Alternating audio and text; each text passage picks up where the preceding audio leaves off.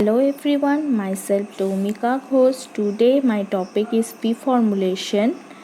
If you wanted it in Bengali language, link is in the description box. So P formulation क्या है? This process is carried out before formulation. Formulation के पहले P formulation की जाती है. What is the proper definition? Proper definition क्या है? P formulation is defined as a phase of research in which the physiochemical properties of a drug are studied and characterized in order to produce biopharmaceutically suitable and stable dosage form. Preformulation एक research का phase है जिसमें हम physicochemical property of drugs study and characterized करते हैं. Physicochemical properties means physical properties and chemical properties, both properties of drug. क्यों करते हैं? In order to produce biopharmaceutically suitable and stable dosage form. एक डोजेस फॉर्म बनाने के लिए जो बायोफार्मास्यूटिकली सुइटेबल हो एंड स्टेबल हो. सो बायोफार्मास्यूटिक्स और बायोफार्मास्यूटिकल क्या है? Biopharmaceutics is defined as the study of factors influencing the rate and amount of the drug that reaches the systemic circulation and the use of these information to optimize the therapeutic efficacy of the drug product. Biopharmaceutics एक subject है जिसमें अगर हम कोई drug introduce करते हैं कितने rate में वो सिस्टेमिक सर्कुलेशन में जाता है. सिस्टेमिक सर्कुलेशन में ब्लड में जाता है और कितना अमाउंट ब्लड में जाता है, इस रेट और अमाउंट को कौन कौन फैक्टर्स इन्फ्लुएंस करता है और कैसे इन्फ्लुएंस करता है, वो सब कुछ हम बायोफार्मास्यूटिक्स में जान सकते हैं. And use of this information हम वो ड्रग का थेराप्यूटिक इफेक्टिवनेस को ऑप्टिमाइज कर सकते हैं, वो फैक्टर्स को मेंटेन करके.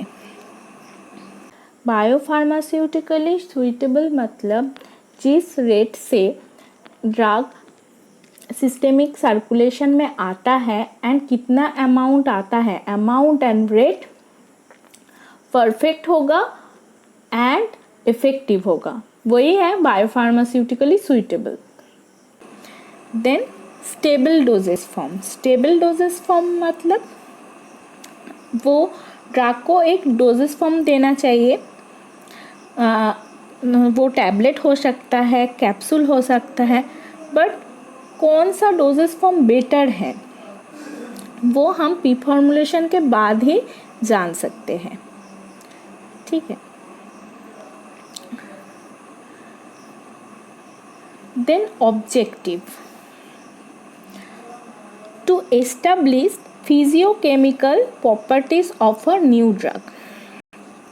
एक न्यू ड्रग इन्वेंट हुआ है, उसका फिजिकल एंड केमिकल प्रॉपर्टीज जानने के लिए हम पी फॉर्मुलेशन स्टडी करते हैं. To establish compatibility with common excipients. एक डोजेस फॉर्म में सिर्फ ड्रग नहीं रहता, सम एक्सिपिएंट्स एंड एडिटिव्स भी रहता है, like solubility enhancer, glidant, diluents, preservatives and various type of excipients are there. Okay. Drug कौन कौन excipients और additives के साथ compatible है वो जानना बहुत ही ज़रूरी है, क्योंकि अगर कोई एक excipients compatible नहीं है वो ड्रग के साथ रिएक्ट करके टॉक्सिक कोई मॉलिक्यूल बना सकते हैं जो हमारे बॉडी के लिए हार्मफुल होगा. तो पी फॉर्मुलेशन बहुत ही ज़रूरी है to establish a safe, effective and stable dosage form. एक safe, effective and stable dosage form बनाने के लिए फॉर्मुलेशन स्टडी करते हैं। फॉर्मुलेशन के पहले सेफ एंड इफ़ेक्टिव डोज बहुत ही ज़रूरी है। अगर एक ड्रग, सपोज़ एक ड्रग अगर हम उसका 500 mg डोज लेंगे तो और उसके ऊपर लेंगे तो टॉक्सिसिटी शो करते हैं, तो हम 500 mg के ऊपर डोज नहीं ले सकते। वही ड्रग अगर हम 100 mg के बिलो लेंगे तो कोई इफ़ेक्ट नहीं देगा उस पर्टिकुलर डिजीज़ के ऊपर। इसीलिए वो डोज, उस ड्रग का डोज हमेशा 100 mg के ऊपर होगा। तो इस dose, effective and safety dose हम पी फॉर्मुलेशन के बाद ही जान सकते हैं। एंड स्टेबल डोजेस फॉर्म, कौन सा डोजेस फॉर्म बेटर होगा, कैप्सूल या टैबलेट या others form. After P formulation study हमने देखा है कि सपोज एक ड्रग मॉइस्चर सेंसिटिव है, तो अगर हम टैबलेट फॉर्म देंगे तो इजीली मॉइस्चर एब्जॉर्ब कर सकता है, बट अगर हम कैप्सूल फॉर्म में देंगे तो इजीली मॉइस्चर एब्जॉर्ब नहीं करेगा, क्योंकि वो 2 सेल में इंटरप्ट रहेगा। एंड अगर हम टैबलेट फॉर्म भी देंगे तो अगर कोटिंग कर देंगे तभी भी इजीली मॉइस्चर एब्जॉर्ब नहीं करेगा। तो इसीलिए इस टाइप ऑफ ड्रग्स, जो ड्रग मॉइस्चर सेंसिटिव है, उसके लिए टैबलेट फॉर्म से बेटर है capsule form. So pre formulation के बाद ही हम जान सकते हैं कौन सा डोजेस फॉर्म सुइटेबल है। Then importance of pre formulation. For newly synthesized drug, the P formulation must be carried out to select a suitable dosage form. एक suitable dosage form select करने के लिए P formulation बहुत ही ज़रूरी है। कौन सा फॉर्म बेटर होगा, टैबलेट फॉर्म या कैप्सूल फॉर्म या अदर्स फॉर्म, ये हम सिर्फ P formulation के बाद ही जान सकते हैं कौन सा डोजेस फॉर्म सुइटेबल होगा। Development process when change in dosage form excipients are required, pre formulation must be carried out. अगर डोजेस फॉर्म में चेंज होगा तो पहले पी फॉर्मुलेशन स्टडी करना पड़ेगा।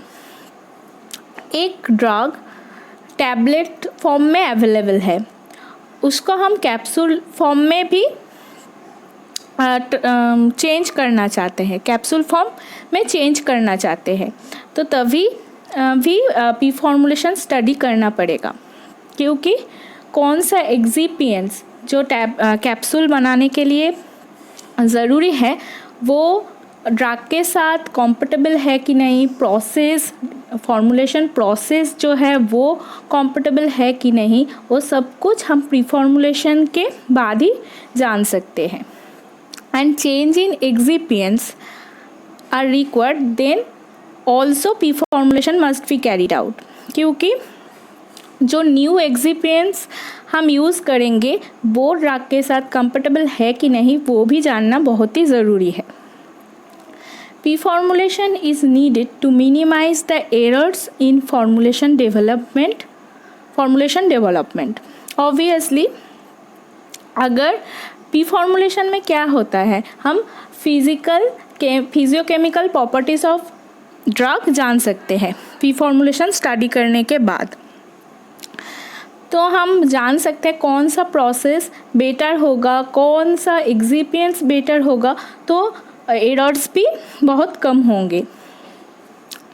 P formulation must be required to develop targeted drug delivery system with good therapeutic qualities. Targeted drug delivery system क्या है? Targeted drug delivery system एक ड्रग डिलीवरी सिस्टम है जो सिर्फ डिजीज़ एफेक्टेड एरिया में ही काम करता है एंड नॉर्मल सेल और अदर्स पार्ट में नहीं, ठीक है। तो अगर एक एग्जाम्पल देती हूँ, कैंसर डिजीज़ बहुत ही डेंजरस डिजीज़ है एंड इसका ट्रीटमेंट है केमोथेरापी। केमो साइड इफ़ेक्ट होता है क्योंकि कैंसर सेल के सिवा भी वो नॉर्मल सेल को भी हम पहुंचाता है। इसीलिए अगर हम कैंसर ट्रीटमेंट को टारगेटेड ड्रग डिलीवरी सिस्टम से ट्रीटमेंट करेंगे तो बेटर होगा, साइड इफ़ेक्ट कम होगा, क्योंकि सिर्फ डिजीज़ एफेक्टेड एरिया में ही टारगेटेड ड्रग डिलीवरी सिस्टम काम करता है। तो पी फॉर्मुलेशन क्यों करना पड़ेगा? एक एग्जांपल देती हूँ, cancer cell and normal cell में एक डिफरेंस होता है। कैंसर सेल के सेल वॉल में कुछ छोटे होल्स होते हैं जिसमें से सिर्फ नैनो पार्टिकल्स ही एंटर कर सकते हैं। इसीलिए अगर कोई एंटी कैंसर के ड्रग नैनो साइज्ड होगा तो इजीली वो एंटर करेगा, बट नॉर्मल सेल की सेल वॉल में नहीं होता ये होल। सो पी फॉर्मुलेशन में हम पार्टिकल साइज को भी स्टडी करते हैं। ड्रग का पार्टिकल साइज क्या है ये हम पी फॉर्मुलेशन में ही स्टडी करते हैं। Pre formulation is required to determine the safety, efficacy and stability of a new drug.